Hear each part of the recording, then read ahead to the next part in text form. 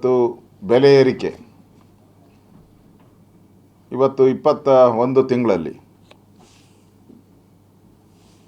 ಪ್ರತಿ ತಿಂಗಳು ಏನಾದರೂ ಒಂದು ಗಿಫ್ಟ್ ಇದ್ದೇ ಇರ್ತದೆ ರಾಜ್ಯದ ಜನತೆಗೆ. ಪ್ರತಿ ವರ್ಷಕ್ಕೆ ಗಿಫ್ಟ್ ಅಲ್ಲ, ಪ್ರತಿ ತಿಂಗಳೂ ಕೂಡ ಒಂದು ಗಿಫ್ಟು, ಒಂದು ಬೆಲೆ ಏರಿಕೆ. ಅದು ಕಾಮನ್ ಅಜೆಂಡಾ ಆಗ್ಬಿಟ್ಟಿದೆ ಕಾಂಗ್ರೆಸ್ಸಲ್ಲಿ.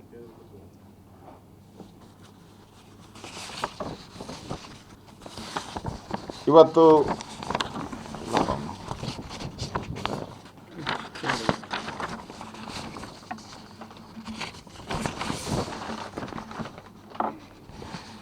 ಅಷ್ಟು ಹೇಳ್ಬಿಡಲ, ಆಮೇಲೆ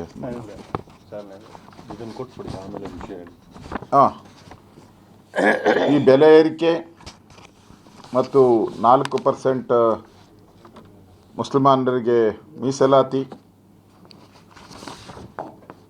ದಲಿತರ ಹಣವನ್ನು ಲೂಟಿ, ರೈತರಿಗೆ ಮಾಡ್ತಾ ಇರೋ ಅನ್ಯಾಯ, ಇದನ್ನು ಪ್ರತಿಭಟಿಸಿ 7ನೇ ತಾರೀಕಿಂದ, ಈ ತಿಂಗಳು 7ನೇ ತಾರೀಕಿಂದ ಸುಮಾರು 16 ದಿನಗಳ ಕಾಲ ಇಡೀ ರಾಜ್ಯವ್ಯಾಪಿ ಈ ಬೆಲೆ ಏರಿಕೆ, ಮುಸ್ಲಿಮರ ಓಲೈಕೆ ವಿರುದ್ಧವಾಗಿ ಒಂದು ಜನಾಂದೋಲನವನ್ನು ಮಾಡ್ತಾಯಿದ್ದೀರಿ. 4 ಹಂತದ ಒಂದು ಹೋರಾಟವನ್ನು ನಾವು ಮಾಡ್ತಾಯಿದ್ದೀರಿ. ಮೈಸೂರು ಭಾಗ ಇರ್ಬೋದು, ಹೈದರಾಬಾದ್ ಕರ್ನಾಟಕ ಇರ್ಬೋದು, ಮುಂಬೈ ಕರ್ನಾಟಕ, ಈ ಥರ ಏನೇನು ಕೋಸ್ಟಲ್ ಭಾಗ, ಈ ಥರದ್ದೆಲ್ಲ ಭಾಗಗಳಿದೆ. ಅದನ್ನು ಡಿವೈಡ್ ಮಾಡಿ 4 ಹಂತದಲ್ಲಿ ಈ ಹೋರಾಟವನ್ನು ನಾವು ಮಾಡ್ತಾಯಿದ್ದೀರಿ.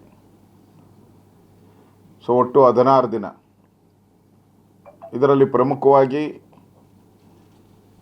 ಬೆಲೆ ಏರಿಕೆಯ ಇಂದ ತತ್ತರಿಸ್ತಾ ಇದ್ದಂಥ ರಾಜ್ಯದ ಜನರ ಒಂದು ಪರವಾಗಿ ಈ ಹೋರಾಟವನ್ನು ನಾವು ಮಾಡ್ತಾಯಿದ್ದೀರಿ.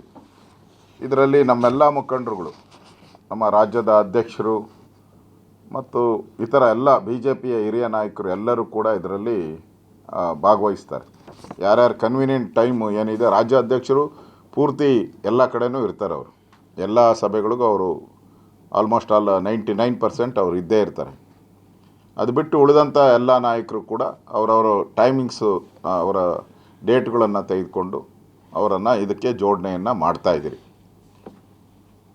ಒಟ್ಟಾರೆ ಇನ್ನೇನೈತಪ್ಪ, ಮೈಸೂರಲ್ಲಿ ಪ್ರಹ್ಲಾದ್ ಜೋಶಿ ಅವರು, ಕೇಂದ್ರದ ಸಚಿವರು, ಅವರು ಈ ಚಾಲನೆಯನ್ನು ಕೊಡ್ತಾ ಇದ್ದಾರೆ ನಮ್ಮ ಹೋರಾಟಕ್ಕೆ. ಪ್ರತಿ ಜಿಲ್ಲೆಯಲ್ಲೂ ಕೂಡ 1 ಕಿಲೋಮೀಟ್ರ್ ಮೆರವಣಿಗೆ ಇದ್ದೇ ಇರುತ್ತೆ. 1 ಕಿಲೋಮೀಟ್ರ್ ಮೆರವಣಿಗೆ ಅದಾದಮೇಲೆ ಸಾರ್ವಜನಿಕ ಸಭೆ, ಅದೇ ರ್ಯಾಲಿಯಲ್ಲಿ ಸಾರ್ವಜನಿಕ ಸಭೆಯನ್ನು ಮಾಡುವಂಥದ್ದು.